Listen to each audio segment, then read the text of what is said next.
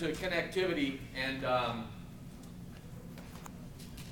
last month we talked about standards and oversight, and it was brought to my attention that the discussion really starts at the planning stage. It's one thing to get in on the 95% for Schulerheim and when you're well underway, but it's really important for us to get in on the planning stage, which is interesting because here we are in the land of plans. And so here in Los Angeles, we've got the Harbor Master Plan, we've got the Universal Vision Plan, we've got the Warner Center Specific Plan. In Hollywood, we're working on our community plan. City of LA is working on a strategic plan. We've got plans up the wazoo, if you will.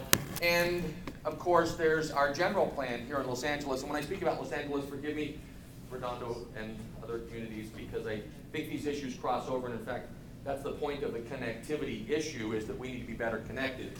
But specific to the state requirement for a general plan, the general plan for the City of Los Angeles and any other city, and then the county and all the other municipalities and agencies, is that it includes the 7 elements, which are, if I'm not mistaken, housing and transportation and noise? Circulation. Is it circulation now? Mm-hmm. So it was transportation, it was mobility, and now it's circulation. If you go back 3 slides, I think you'll get to it. And open space, conservation. But within the circulation plan, we call ours the transportation plan, still here in Los Angeles, you'll find the bicycle plan down here, chapter 9. The City of Los Angeles has been working on the bicycle plan for a few years. Seems like a long time, but it really is. And the interesting thing about the bicycle plan, when you buy the transportation plan, there's a page that says this is where the bike plan would go if we had one, which we do. We just don't bother to include it. So it's kind of an obscure document for many people. And so it was with great excitement that the cycling community approached the bike plan development process that has been underway for years. A journey that was so frustrating.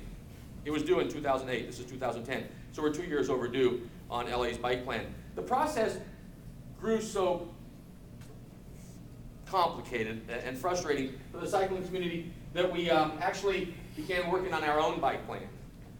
And so the LA Bike Working Group started working on what is referred to as LA's best bike plan.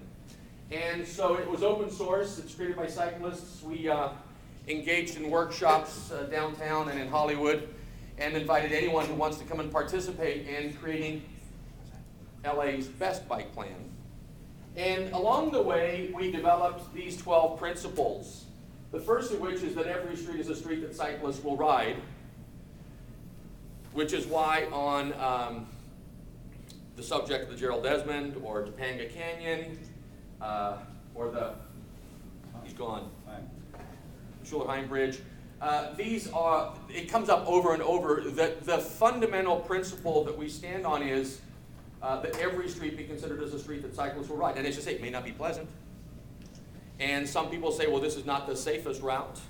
But quite honestly, our position that we start from is that every street is considered a street that cyclists will ride. The second thing is that the backbone bikeway network will be the engineering focus in the immediate future. And so this is perhaps the first thing that the cyclists worked on. Now, some people say, well, why would you go do it yourself? Why would you step out of the process and engage in this do-it-yourself behavior? And the answer is because we're already doing it. Now, the cycling community has been tweeting stolen bikes. The cyclist community has been tweeting when they break down. The cyclist community has a hit-and-run Gmail account because we turn to ourselves when the system isn't working. And the cycling community's even gone so far as to start striping and signing. And this is the Fletcher Bridge. There's a $1.25 million award that's sitting there. It's been sitting there for years, a BTA award, to put in bike lanes on the Fletcher Bridge. And that money has disappeared. Apparently it's being used on another bridge. And the DOT appealed to the state of California to use that money elsewhere. But the cycling community, the Department of Do-It-Yourself went out in the middle of the night and restriped this bridge. It was in Bicycling Magazine under Paint Your Lane. And of course they put up their do-it-yourself signage. And Captain Sharrows put in Sharrows in Highland Park. This particular behavior is born out of frustration for a system that just sometimes leaves the cyclist having to argue over and over, hey, what about us? And so this is the most recent Sharrows campaign. As you may or may not know, the Sharrows campaign in the city of Los Angeles is kind of stymied because at first it was concerned about paint being slippery, and then we have to study it and do a report and analyze it. And in the course of this long discussion of why we can't have Sharrows in the city of Los Angeles, these Sharrows posters started going up. But you can see here that there were 3 hit and runs on Glendale Boulevard alone.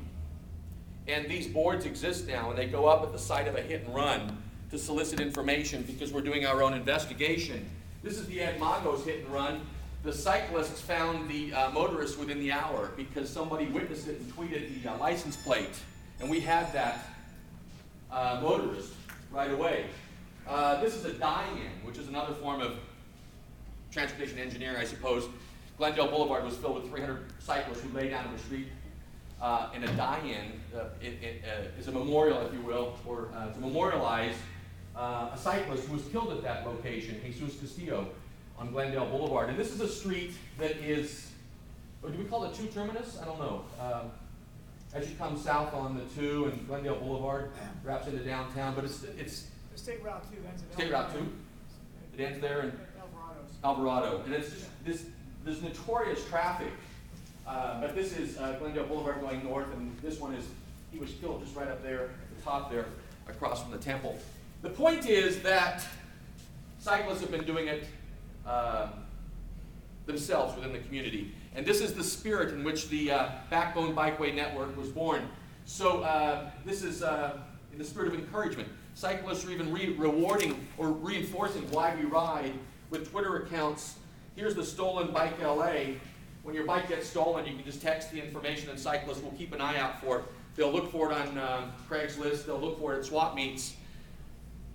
So it's in the spirit of do-it-yourself that we're doing everything from recovering stolen property to defending the rights of cyclists to collecting data. Now, this is data from the LAPD that's been loaded into a crowdsourcing map that Alex spoke about last week. It's called labikemap.com. And the idea here is to create an opportunity to collect data, which one would think that agencies might do.